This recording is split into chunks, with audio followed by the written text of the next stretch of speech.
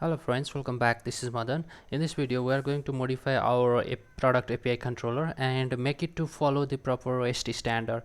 So in REST standard, if we follow REST standard, then it says that whenever we create a new product or the new resource to the server, and then we should return that created product with the URL. Whenever we update the product, we should return the updated product, and whenever we delete the product, we should return no content. So these are the basic standards for the API controller, and we are going to follow or modify our product controller to implement those standards. But before modifying our controller, we need to modify our repository a bit. So I'm going to modify our repository. So before before we are just returning the bool whether the product has been successfully inserted into the database or not, but now we are going to return the product itself. So once we insert the product to the database, we are going to return same product to the consumer of this method, and same for the update as well. So product, and then we are going to add another method here. So product, and then get, and then we are fetching the product by ID. So let's go over to our product repository, go to implementation, and then we need to change the signature of this method to return the product, and this as well, we need to return the product. And then we are going to implement our new method, that is the get product by ID here.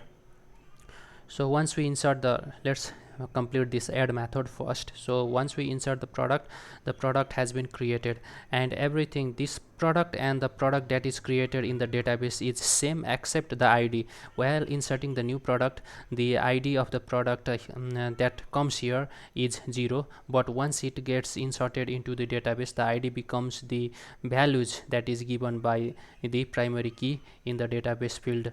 So we need to fetch that ID as well. So insert into product values, and then once we insert, we are going to select the last inserted ID using scope identity function, IDENTITY, select scope identity. And then when we select something, we need to change our method for executing that query, and that becomes execute scalar, and then we know the ID of our product is the integer, so we can cast that to the integer.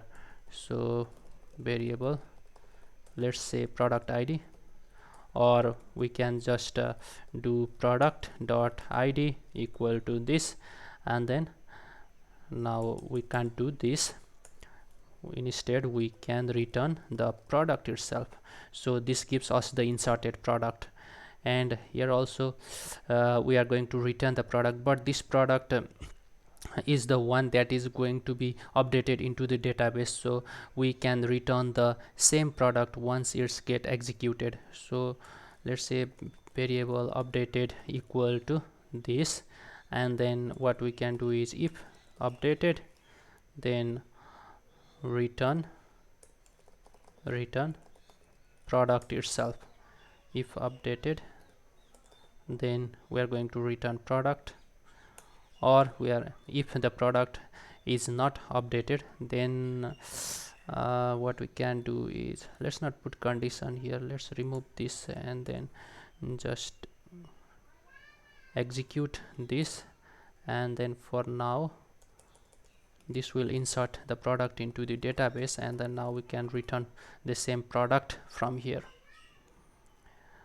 Now other stays the same, and we're gonna need to implement this method here. So here we are going to fetching the single product, and then let's copy this statement, let's copy this block of code from here, and then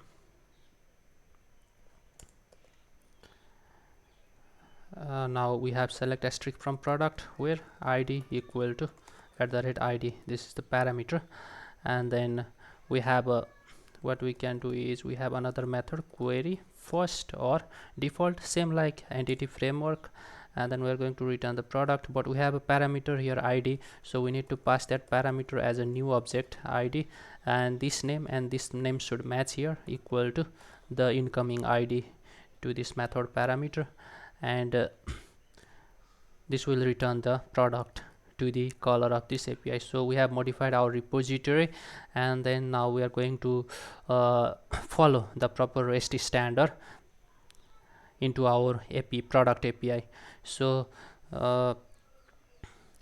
let's try with this created product. So once we create the product, it should return the created result.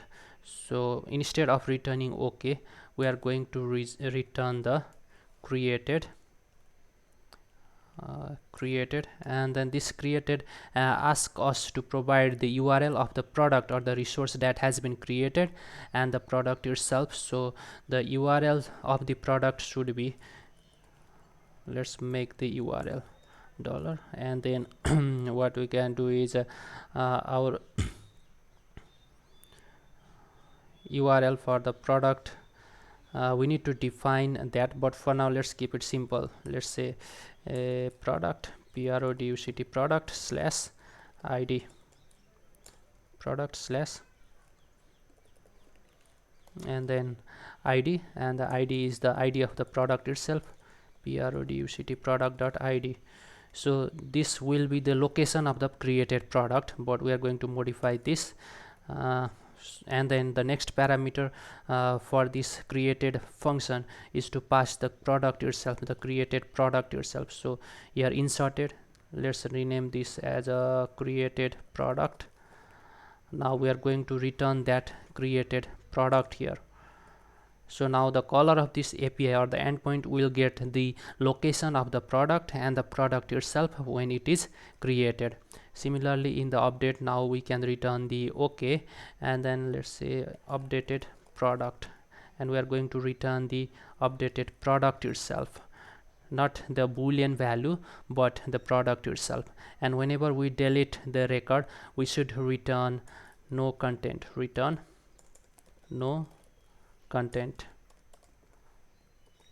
And now we don't need to store the result into that variable, just return the no content. And then let's change this to iAction result, since this is the proper way. And then what we can do is iAction result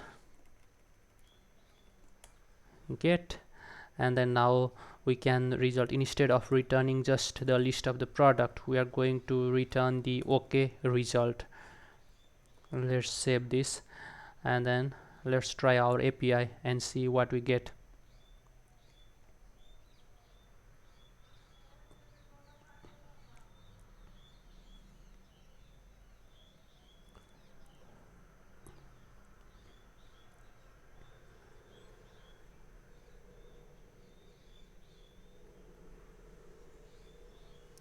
So let's test our post API and see if we get the created product in the response or not. So let's try it out, and then let's doomsday, and then click on execute. Now here in our response body, we got that the ID, the product itself or the created resource itself, and we got the 201 response, and this 201 is the created response. So in this way, the caller of the API will get the appropriate output or the appropriate response back to them. So whenever we delete the product, let's say this is we created the product with the ID 5, we can verify that from here, and then let's try it out and then execute. And then we get the product with the ID 5 doomsday, and if we delete that product, then it should return the no content into the response body. So let's delete, because once we delete the product, we don't need that product anymore, so we can return the no content. Let's click on execute, and then we return 204, and that is the no content, and our product has been successfully deleted. That is, you can also see here 200. And then let's verify if that product has been deleted or not, and then we can see that our doomsday has gone from here. And similarly, if we update the product, we get that the updated product itself. So let's update the product with ID 4. Let's update the product with the ID 4. update. So this is the update. Let's try it out. And then product Mad Max Fury updated. Now the API has returned us the updated product itself in its response body, and we also got the success status of 200. Why success status? Because we return OK result once we updated our product here.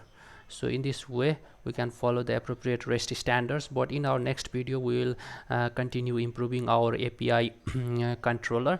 Thanks for watching and have a great day.